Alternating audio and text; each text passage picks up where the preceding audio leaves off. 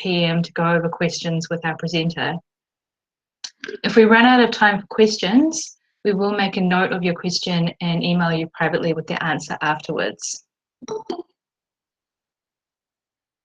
So our regular webinar attenders, you've probably heard this several times already, but for those of you who may have just recently joined our network, either as a business advisor or even as a growing SME, or even if you've been with us for a while, here's just a really quick refresher of what BLP is all about.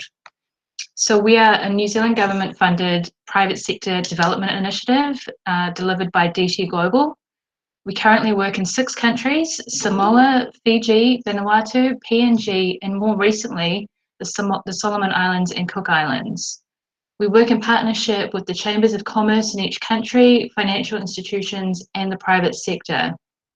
And our core objective is to develop a business advisory service provider network in the Pacific region that improves the access of business services to growing SMEs. So we do all of this by offering 3 main services. And since we launched in 2017, these services have been developed, they've been extended, and they've been tailored to suit the Pacific business sector. We have an online business health check, which helps businesses identify where there might be some gaps in their business that could benefit from business advice. We also have a business diagnostic, which is carried out by our in-country representatives. We have one of those in each country. And it's a more comprehensive one-to-one version of the business health check. We've also just released the online business continuity planner, and this is an online tool that's similar to the business health check, where it also identifies areas that could benefit from business advice, but the categories are specifically around business continuity planning. We have a searchable database of over 60 BLP approved business advisors. And I think it's important that you know that all of our business advisors go through a quality assurance process to ensure that they are reliable. And this actually helps reduce the risk when SMEs are picking out an advisor. All of our business advisors also get business mentoring and coaching by our BLP consultants. We have a subsidy scheme, and we offer 2 types of subsidies at the moment. One is a 50% subsidy, which we've offered since we started in 2017. And more recently, in response to the COVID-19 crisis, we released a 100% subsidy support package to help growing businesses in the Pacific Islands who have been affected by the crisis. And we do have more information about this on our website. So our presenter today is Klassen, and if you joined us last week, you'll know this is the second webinar that Kara is presenting for us. She's our Gender Equality and Social Inclusion Advisor. And here's a little bit about her. So she has over 8 years experience in international development, specifically focusing on gender and inclusion in market systems. She's led multiple research teams in understanding the barriers to women's economic empowerment and designed projects around these findings in countries in Asia, the Pacific, and Africa. Her role at BLP involves supporting our staff and our partners to better understand the barriers that women, youth, and other marginalized groups face in business. So she supports us to develop skills and systems that specifically target these groups to ensure that they are successful. She currently serves on the board of a Kenyan impact investment fund, focusing on accelerating inclusive and sustainable development in key market sectors globally. As I mentioned before, this is the second webinar that Kara is presenting for us. Last week, she presented on the topic of reaching new markets through social inclusion, in particular, how to be more inclusive when targeting consumers. It was a really informative webinar, and we'll reshare those resources with you after this webinar is complete. Today, she's going to take a slightly different approach and talk us through how increasing diversity in your business can help you unleash opportunities in new markets. She's connecting with us again from Kenya, and it's 5:30 in the morning over there. Good morning, Kara. Welcome. Good morning, everybody. It's really nice to be with you all today, and thanks for the introduction, Anusha. And I guess it's good afternoon to most of you. So I hope that your days are going well. I am just gonna switch over to the presentation that I've prepared. So give me one moment here.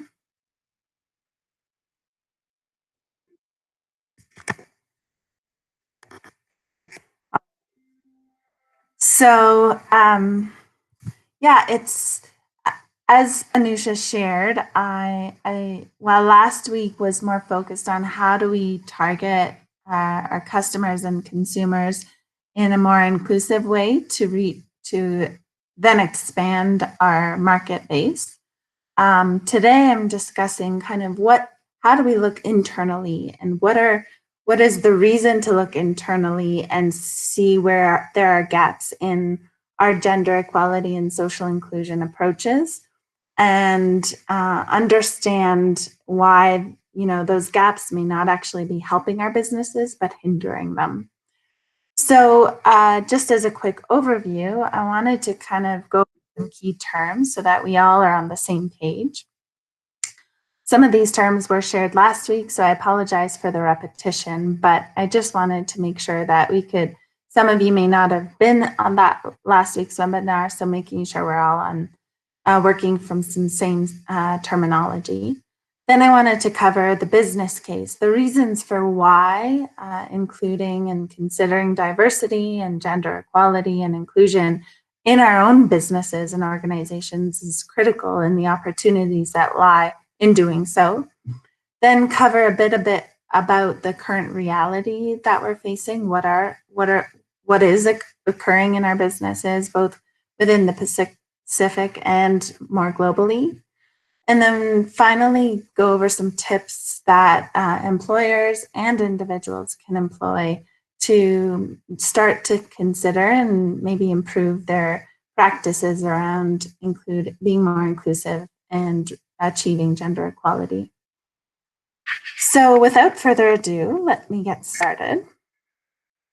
So the first thing that is helpful to understand is, what is gender equality? And gender equality implies that there's a society in which all genders, women and men, boys and girls, and other genders as well, enjoy the same opportunities, outcomes, rights, and obligations in all spheres of life. Equitable opportunities, though, does not necessarily mean that we must treat everyone the same. And sometimes we have to start with looking at what the barriers are that people have and treating them differently in order for them to achieve the same outcomes. So you'll see on the right of your screen a little comic that kind of says, for a fair selection, everybody has to take the same exam. Please climb that tree. But you can see that most of those characters actually won't be able to climb the tree because they don't have the capacity.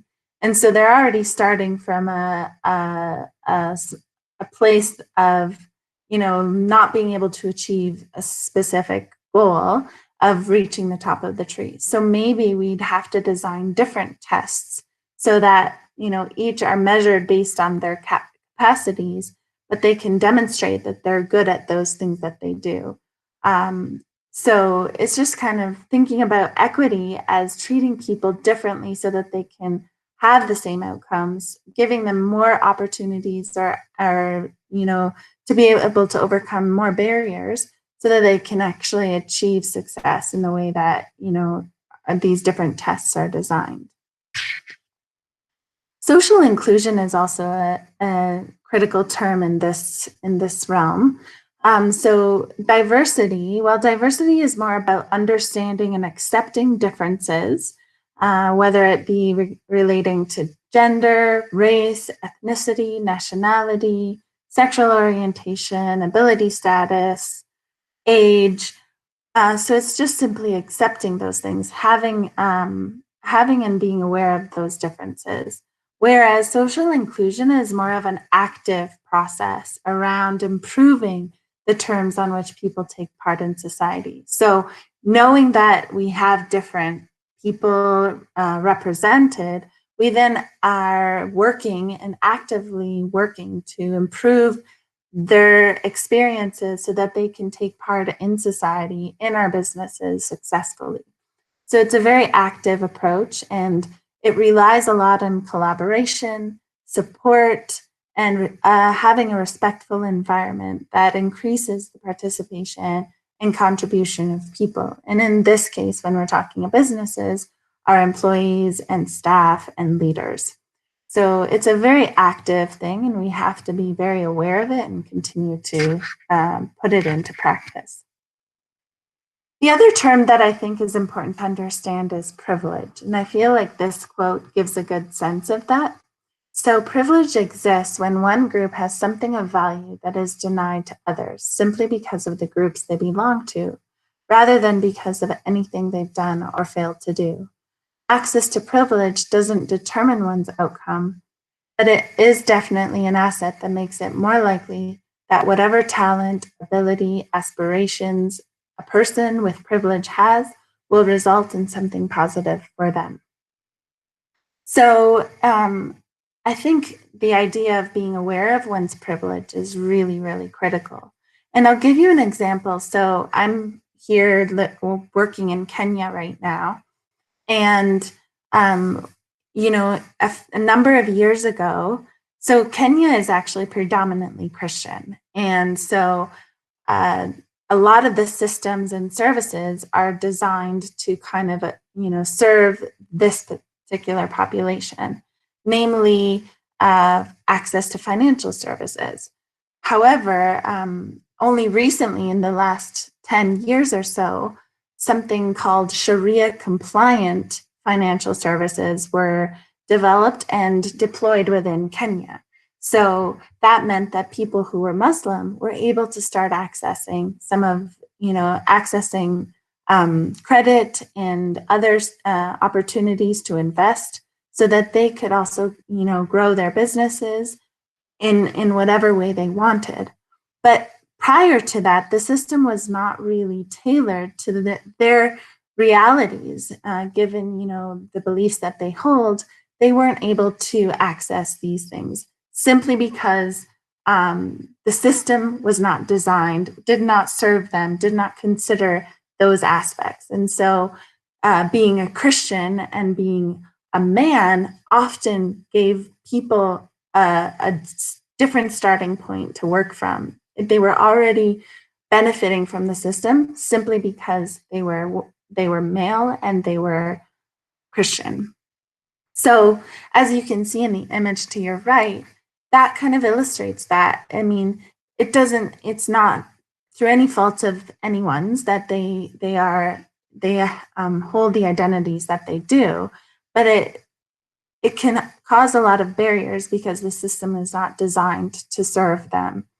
So, on the left, you see a white male running, trying to race down the track, and there's no barriers in their way. And so it's kind of like the example that I gave around, being a man and being Christian and being able to access financial services to grow your business very easily on the left. And then you have on the right, a Black woman who, has something tied against her leg. And there's all these obstacles in the way. And so she's not starting from the same position as, her counterpart on the left. So I think the reason I bring this up is to just really be aware of our privileges and consider where our societies may privilege certain identity groups over others. And so when we're looking at our business, how can we look at ourselves internally and, within our organizations? Where are we kind of promoting and amplifying people with privilege simply because the system does not consider those other people who are also trying to, be employed and access opportunities. The other aspect or term to be aware of is implicit and unconscious bias. So unconscious bias is an association or attitude about a person or social group that operates beyond our control and awareness and informs our perceptions and behaviors. So where privilege kind of looks internally and requires us to consider what we are benefiting from, unconscious bias is how we perceive and look at people and based on their social groups typically. So it can often make us attribute certain qualities or characteristics to all members of a particular group. And that results in stereotyping, which then affects our understanding, actions, and decisions in a very unconscious way. So, things like confirmation bias. So we're searching for evidence to back up our first impressions. In hiring practices, sometimes we might employ an affinity bias where we hire people who are more or less the same as us, that we don't even know we're doing it, but we just look for people that we can relate to, and it happens to be people who look like us or act like us. So being aware of that unconscious bias is really, really important, within businesses. So knowing these terms, what is the business case? What is the reason for why we need to start to think about gender equality and social inclusion in our work? Obviously, having these things can and employing diversity and inclusion in our businesses can address skills shortages. Diverse workforces actually work better and serve more increasingly diverse markets, and that often improves a business's competitive advantage. So if you have more diverse set of employees, within different ages, with different genders, with different ethnic backgrounds, this can actually help to provide a perspective on those populations. And then the products and services that you design and offer can serve all of these populations and people groups as well. Not only is it good for your business, but it also demonstrates that inclusion, engagement, and performance are linked. So research shows that if we have all of these things, they're actually help one another improve. So if we have inclusion, then engagement and performance improve as well. Employee satisfaction is improved when we have a more inclusive workforce, and there's often higher retention rates, research has shown. If we have multiple perspectives and generating more and new ideas, this can, as I said earlier, really expand the opportunities that we have within our markets. And typically, especially in the countries where BLP is working and across the world, discrimination is against the law. And so if we employ these inclusive practices, then we can actually mitigate legal and reputational costs. So it's not only good for our business, but it's actually required by law to be more inclusive. In this graphic, you can see on the left that returns for firms number of women on a board. So when a board did not have any women, if a business had a board with no women, then their returns were only 6.5%. Whereas if a board had 3 or more women, their returns increased almost double.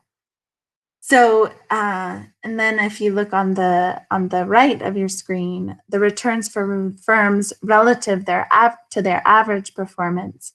So actually having no women on a board actually reduced their average performance within their organizations. Whereas if they had women on their board, their performance improved significantly. So this is just another way to show that diversity and inclusion is really important.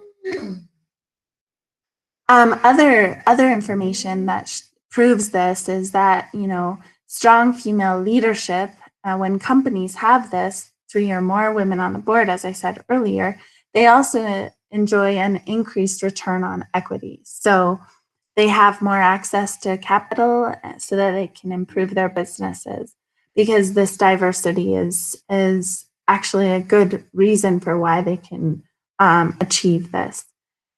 They also can achieve financial gains that are not associated with the proportion of female board members, but also with the proportion of female executives. So not only people on the boards, but people in leadership. If there are more women, then you actually achieve greater financial gains in your business. Mixed gender boards outperform all male boards, as you saw in the previous slide, and profits typically increase. So for every 10% improvement in gender diversity and in diversity overall, there is a 2 to 4% increase in profits. And this is a very key stat to kind of consider. So the more women you have, the greater benefit to your business. And diversity for that matter. So women, youth, and other marginalized groups. So what is our current reality? This is a slide that demonstrates some of the statistics around leadership within companies in the United States, but I think it's hard to find some of this information elsewhere. So, just to give you an idea, only 5%, almost 6% of CEOs are women in these 500 companies. Top earners are only 11% are women. About 21% of board seats are held by women. And then as you go down, there's an increase in the representation of women, but it's still not necessarily equal. So as we look at this, we can consider, why is this the case? So I'm just going to ask Anusha if she wouldn't mind sharing the answers to the questions. Sure, thanks, Cara. So we've had 8 responses so far. If you haven't had a chance to fill out the survey yet, there is still some time.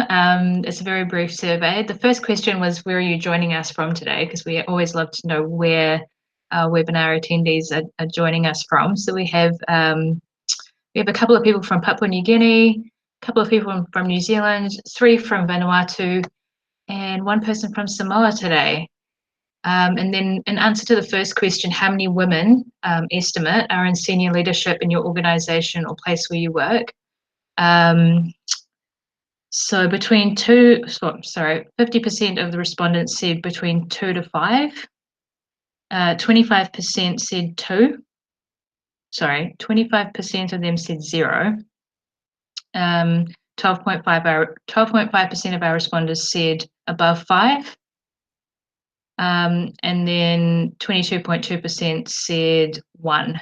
So the main response here is between 2 to 5.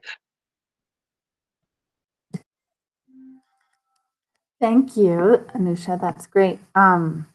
So that's helpful, and I think perhaps our businesses might be doing better than the average based on research that has been conducted. So through a variety of different reports that I reviewed, some of the information that I gathered around the number of women in business in the countries, in 4 of the countries where BLP is working, Fiji, Vanuatu, Samoa, and PNG, show that 50% of women, 50% of businesses have at least 1 woman in leadership in their business in Fiji.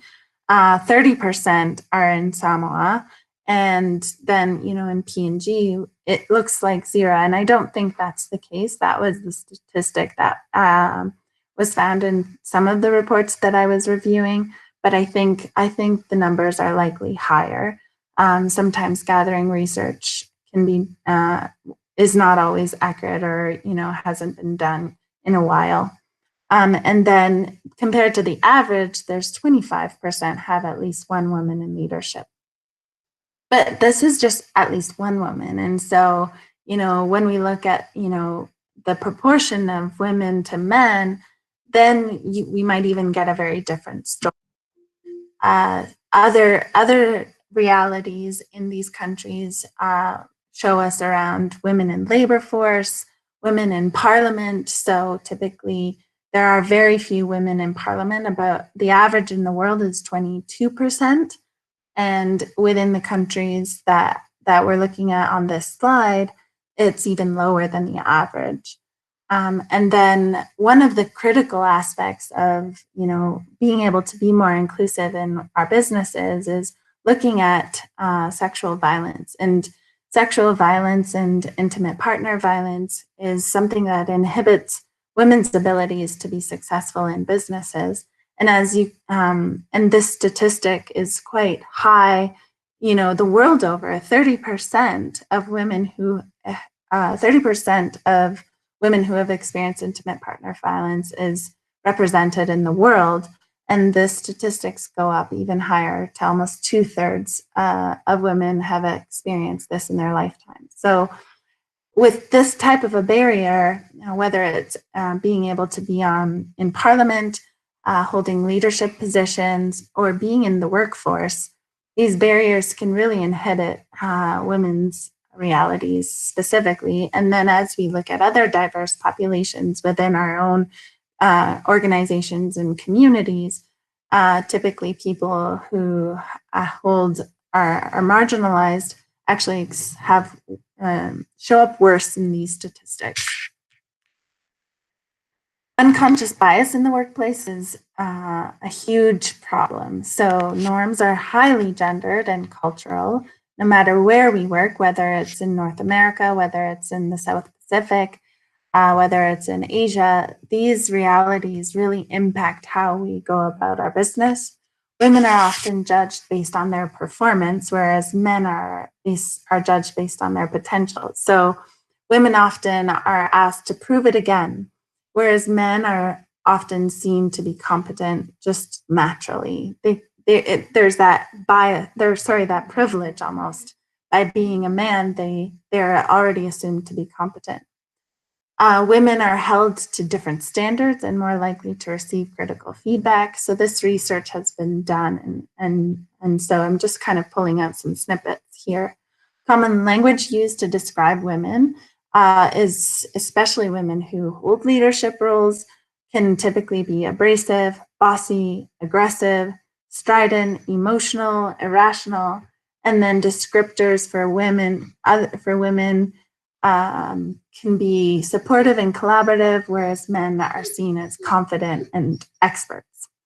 So when women and men are starting at this space, you can understand why there might be some challenges that women might face and people who are marginalized. I wanted to share a bit about sexual harassment in the workplace and how it impacts people. So for women, it impacts their employment, job retention, and their career trajectory. It can cause negative psychological and physical health consequences. It can, make them feel forced to make trade-offs for their business, whether turn down promotions, job offers, or raises because it impacts them psychologically. It reduces their ability to, make long-term earning capacity. It undermines the long-term earning capacity of workers and contributes to the gender wage gap. And then it can actually cause really high costs for firms and economies. Things like the explicit costs include legal expenses if, people want to press charges, and then, settlements if charges are pressed, and overall the organization, their reputation is compromised. There are kind of more internal costs that may not necessarily be known externally, where loss of employee productivity, whether it's the survivor of the violence or, the victim, the perpetrator as well, they're both impacted by their productivity, poor team performance, and again, retention problems. So just this one barrier of many barriers, and we've discussed some of them, can really have a negative impact on the people who experience this harassment, as well as on the organizations. So there's one last question that was in the poll. If Anusha, you wouldn't mind sharing that, I'd be curious to know what people had to say. Sure. So the last question in the poll was, when you applied for your most recent job, how many of the qualifications did you feel you needed to meet before you felt confident in submitting an application? So we have 11 responses so far. 63.6% of the respondents have said, I felt it was important to meet almost 100% of the qualifications before applying. and 36.4% said, I felt that as long as I met about 60% of the qualifications, I would be okay to apply. Oh, that's very interesting. I would relate to the 100% of qualifications response as well. And what you'll see actually, and I didn't ask what gender you identify as, but in this graphic here, you can see that men apply for a job when they meet 60% of the qualifications. So that, whereas women will typically apply for a job when they feel they meet 100% of the qualifications. So I'm curious to know, just thinking of, as you're listening in, you know, what gender you identify with and whether you kind of align with these statistics. And just to take that into consideration and, you know, see if this is something that, you know, as a woman for myself, is this something that I can change? Do I have to meet all of them? Because there are a lot of men still getting jobs and only meeting 60% of the qualifications. Other realities include women in marginalized groups have to work harder and demonstrate higher performance. So they're always working hard to show that they fit in, that they are by their performance, rather than trying to demonstrate their potential. They're often really criticized and viewed critically for their work, and so they feel like they have to work harder, but they're not necessarily able to go beyond the box and think outside the box and demonstrate their potential. This isn't always true, obviously, but some of the research shows this. Women also have less access to training and education, so this limits their ability to get jobs or, you know, access financial services so that they can start and grow businesses, because they don't know how the system works, or they're not able to, you know, they're already starting from a different place. Women are less likely to take risks or self-promote. This is found in the research. 21% of women compared to 12% of men said that they did not apply for a job if they thought they might fail. So this again kind of speaks to that needing to meet 100% of the qualifications versus 60%. And then in 2017, some research was conducted and found that only 2% of investment funding went to female-founded startups, and this is in the US, whereas less than 1% went to non-white females. And so when we're looking at startups and women who are, you know, starting businesses, you know, this statistic may not only represent that, you know, women went to get money and they failed, but it might also mean that they didn't even have the education to think of a business to start, because they didn't have access to that training or education. And so then they never went to pursue funding to begin with. And then this is just amplified. This reality is amplified for non-white females in this case. And I think this speaks to kind of the realities around the world. There might be slightly different scenarios, but I think it's important to look at that and just again understand, you know, what are the realities and how can we start to maybe change things for people who don't necessarily experience the same opportunities. So why is this? We often, you know, it's because of what we see. When we say manager, we often think male, which is not the case. And, you know, this might be a bit cultural, but I think in general, this is a reality. It's about what we value. So we typically will value entrepreneurship, and in the business community, that is very important. We value growth and innovation, whereas we don't always value change making. And so you can see where maybe some genders may be aligned toward one value versus another. Policies and procedures are often exclusionary. The media often promotes stereotypes and discriminatory discourse. And access to funding and infrastructure, as we discussed earlier, is challenging for women and other marginalized groups. And it's also how we're socialized. So typically girls are socialized to be more compliant, to please others, to be different and kind of more service oriented. And so that can inhibit their access to opportunities sometimes. So I wanted to share a case study that kind of demonstrates some of these realities. So there's, and some of you may know of this already, so forgive me if I'm repeating something, but there was a SolTuna, which is a fish processing company in Solomon Islands. And they were and still are one of the largest private employers in the country. And at the time, before they instituted changes based on the barriers and challenges they were facing, they had 2/3 of their employees were women. But these women mostly held office jobs and were on the production line. They weren't really holding, more traditionally male-dominated roles. So one of the biggest challenges they were experiencing was absenteeism. The women and the employees would get their paychecks, and they would often run out of the money before the next paycheck came, and so they felt they needed to skip work so that they could go and sell products and things in the local market, whether it was fish or other food items. This really impacted SolTuna, where the 18% absenteeism really impacted their bottom line.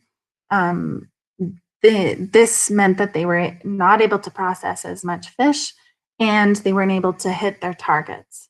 It also made it harder for them to compete with other markets in Thailand and in Philippines, for example. So they really felt like something had to be done. They conducted an analysis, and through this analysis, they also received a loan to help them improve and expand their organization. But through the analysis they conducted, they found that violence at home was high and was really prevalent. That women, the root causes of this absenteeism was not only women were skipping work for additional income, but they were also having to balance, their home responsibilities, taking care of sick children and their elderly family members. They were also dealing with violence, as I said, at home, which inhibited their ability to show up to work sometimes. So these were critical realities that SolTuna felt like they needed to do something about. So they decided to take a very structured approach and address all of these aspects, in a very methodical manner. For addressing violence, they developed and trained a team of first responders on how to handle people who would disclose that they were experiencing violence either at home or at work. And then they also helped and strengthened the processes and procedures around reporting and resolving these grievances, especially if the grievances were against people at the workplace. And then they implemented respectful workplace policies to address workplace sexual harassment and bullying. This actually really helped the women staff feel better and more equipped to deal with these issues. And so, one of the first responders found that, stated that she didn't even know her name is Anna Wei.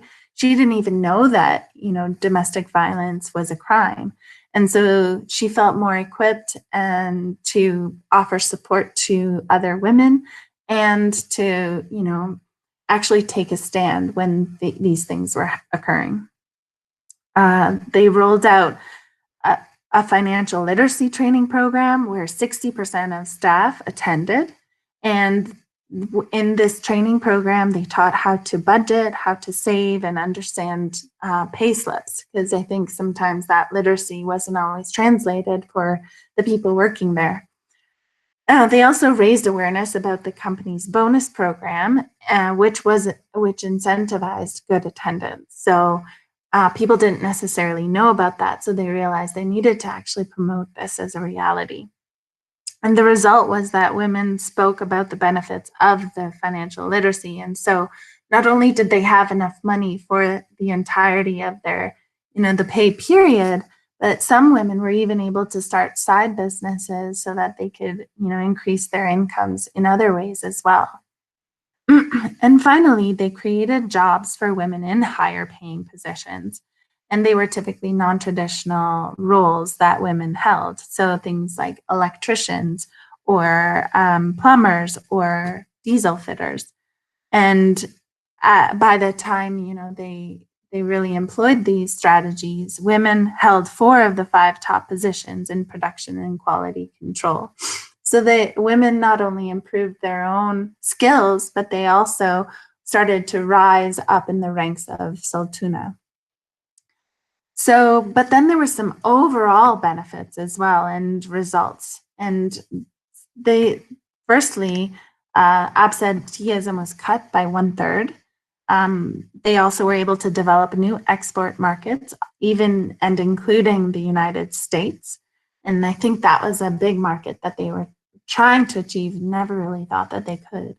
And they increased the number of staff that they had. So they increased their profits, which allowed them to increase the number of staff they had, which then allowed them to, produce and process even more fish. And there were ripple effects. So 15 other companies that, employed over 6,000 people in Solomon Islands decided to make a commitment toward promoting gender equality in their workplaces. And so the benefits to SolTuna were amazing. And because people saw these benefits and other businesses saw these benefits, then they just expanded and were able to start making change within their own organizations. I think these kind of demonstrate some really positive results that can be experienced when employing these strategies. So just to cover some tips for employers and individuals. I don't have a lot of time and I do want to make time for questions. So I'll probably go over these very quickly and I apologize for that. I felt like I wanted to share that case to really demonstrate that these changes can actually have really positive effects. So some things to consider for employers is first, we should assess our own organization's diversity and inclusiveness at all levels of our organization, from leadership and governance to, our supply chain and, the markets that we sell to thinking about where we're going to develop new opportunities. So really looking at our diversity and and how we can be more inclusive. Then we need to implement change. Once we've identified our gaps, we can develop, start to develop inclusive policies, think about empowering women and marginalized employees to develop and excel and demonstrate their potential.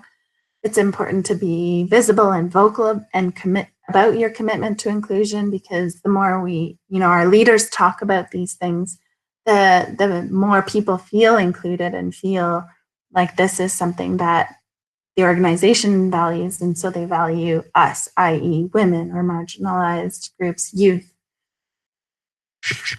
It's important to address workplace sexual harassment, and there's a bunch of ways to do that. I won't go over them, but I think this is such a really big issue in so many businesses where we work that, thinking about this issue and being aware of the culture and tailoring our approach to meet the needs of women or other genders who are experiencing violence either at home or at work is critical for the success of our businesses. And then it's also important to recruit talent that represents this diversity. So involving more people in your recruitment is important. Looking at our values and taking core values into consideration rather than skills and abilities. They say you can always, train people in skills, but you can't really change who they are and their values.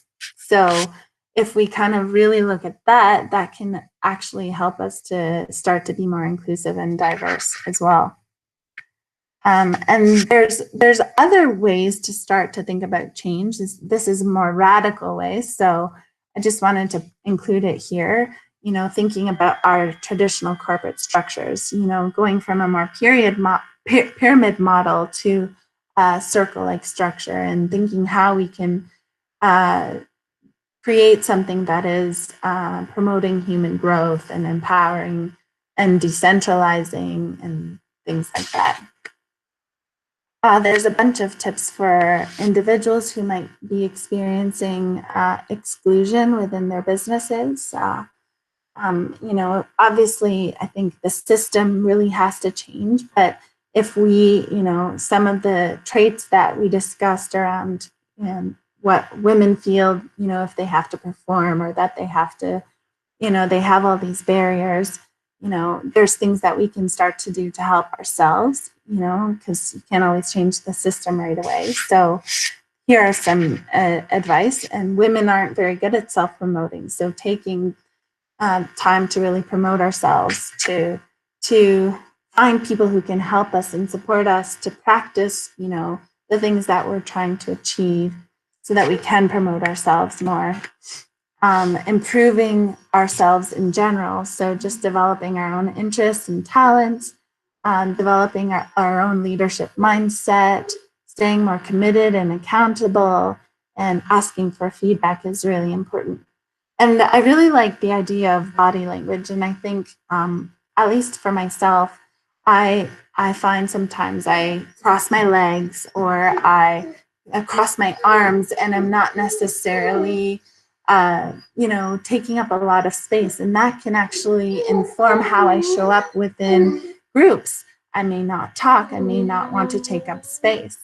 And it maybe, so there are strategies that we can employ that can help us build our own confidence, even if we don't feel confident. They say that, you know, if you go and stand in front of a mirror before an interview or a meeting where you feel you really need confidence and just really take up some space and what they call power pose, it can really help inform how you show up in those meetings or interviews. So that's other thoughts there. So I'd love to hear if there's any questions that people have. I apologize that I went over, and definitely happy to share here and respond to questions even after, you know, through email or whatever. So do share with me, Anusha, what questions people might have had. Sure, thanks, Cara. So we've got a couple of questions that have come in, and I do encourage you. We are running a little bit behind schedule, but if you do have a question, please do type it in the chat box, and we can ask Cara for some feedback and more advice. So our first question, Cara, is from Victor. He asks, I am wondering, Cara, if you have some experience on how to train women entrepreneurs in South Pacific region, as most of them are not allowed to do this due to male domination. Women are not allowed to be entrepreneurs, just to clarify. Is that what kind of is coming, Anusha? I think he means how to train entrepreneurs. I think training for female entrepreneurs possibly is a bit difficult there. Okay, yeah, that's a great question. I would say, I think the training needs to be tailored to the specific realities. So not only the content of the training is really important, but also considering some of the realities that, you know, in your case, the question asked around women. So if, you know, if women have more responsibilities at home, you know, they may not necessarily be able to attend a training, you know, at a specific time that you set. So conducting a survey to understand, okay, when are women available so that they can actually attend these trainings is a start. And then meeting women where they're at. I think having a lot of opportunities to practice the things that they're learning is critical. So, you know, if they want to start a business, using their business idea as their kind of the training platform. So, helping to start to develop business plans, training around financial management and business planning and strategizing. There's a lot of different resources, both I believe Business Link Pacific has, but also other resources that are had throughout that can really help to train women and entrepreneurs in general. And so speaking to their specific realities is really important. So I would be happy to share some resources around training material, and then also considering the times of day and, the method that we use to train as well. Thanks, Cara. Victor, maybe if you just pop your email address into the chat box, and then Cara can talk to you directly in a bit more detail if you like, and she can share some of those resources with you too. We have another question from Chris Lombardo. He's from Chris Digital Solutions, previously Computer Island in Vanuatu. How do you get feedback on your leadership skills, and who do you get it from?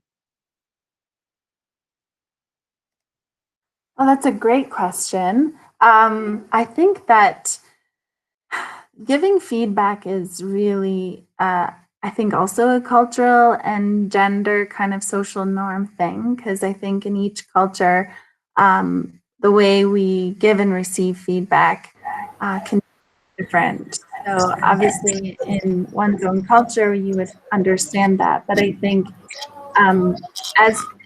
firstly, it's important to have a relationship. So knowing that the relationship that you have and developing a relationship with someone that you want to offer feedback to is important. And then I would say being sensitive to their realities, whether it is, if they're struggling with something, sharing, in a very sensitive manner, how, if it's their ability to improve or they're not participating or whatever, then maybe offering that feedback. And then, when it comes to leadership skills, I think giving people the opportunity, providing feedback is important around like what you're seeing and, asking for feedback. So, stating one's intention is really important. So, if I'm looking for feedback, I have a relationship with you, I might say, I know I'm really looking to get your advice on how you think I'm doing. I would like to hear what you have to say around my leadership skills. So feel free to share, like maybe we can schedule some time over the next couple of weeks. So being very intentional about what you want to hear and asking for that feedback can be really helpful. I don't know if that answers your question. Some of those tips can also be found in the slides that I kind of really zoomed through. So, but happy to talk further about that as well. And I'm not necessarily an expert. I think, we all have different styles that can really help to improve how we give and receive feedback. Awesome. Thank you, Cara. Chris, maybe you want to also pop your email address down, and Cara can send you some resources if she has them. Thank you for your question. I have another one from Sandra. What should you do as a woman to minimize the impact of gender biases in the workplace? Great question. I would say first being aware of these biases. So as I said, knowing that there's many different biases that can inform how we show up. I think it's important to be aware of them and then create spaces and create a working environment that seeks to be understanding of the realities that these biases can often inform. And I just saw in the text box that Barbara mentioned she's a business advisor with BLP, and she reminded me of kind of the resounding theme in this presentation is around empathy and building understanding and understanding different perspectives. And so often we don't take the time to really understand and listen.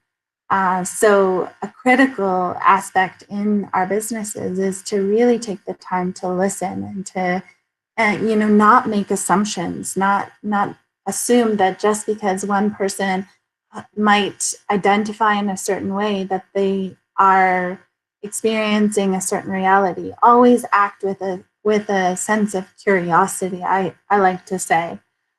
So Barbara has posted some information in the chat box too, but I think the training and some of the workshops that she offers and that BLP offers around kind of this empathy and the business and building leadership skills could be really useful to start to understand some of these biases and how to overcome them. Great. Yes, that's a very good point. I don't know if everyone's seen it in the chat box, but as Karen mentioned, Barbara Wilkinson is one of our professional development advisors. And as part of the Business Advisor Development Program, there is a workshop specifically about empathy in the consulting and leadership skills area. And I will include Barbara's contact details in the webinar recording email that will go out later today, so you can get in touch with her. Otherwise, her contact details are in the chat box right now if you'd like to note them down. I've just got a bit of feedback from a lady, I think, called Vera, who she has to leave because she has another meeting at 3, but she said thank you for the very informative meeting. And another bit of feedback from Victor, whose question we answered before, Cara, who says it was a great presentation and valuable information. Thank you. We've got a few people who need to shoot off to other meetings, so we're going to wrap this up right now. If you have any other questions that you'd like to put forward to Cara, please send me an email to media@businesslinkpacific.com, and I'll pass those messages on to Cara. Cara, again, thank you so much for sharing your specialized expertise with us today. We really appreciate it. Another highly informative session. You've managed to condense a huge topic into an hour, and we know that there are many layers to diversity in the workplace. We really appreciate your very succinct summary and the local Pacific Island-based case studies as well.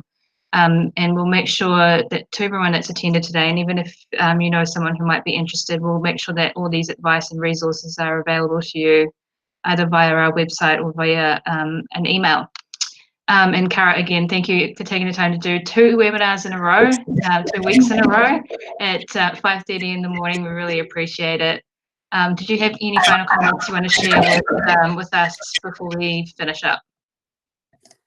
No, I mean, it was good to be with you all, and I think these things are so much better done in person, at least for myself.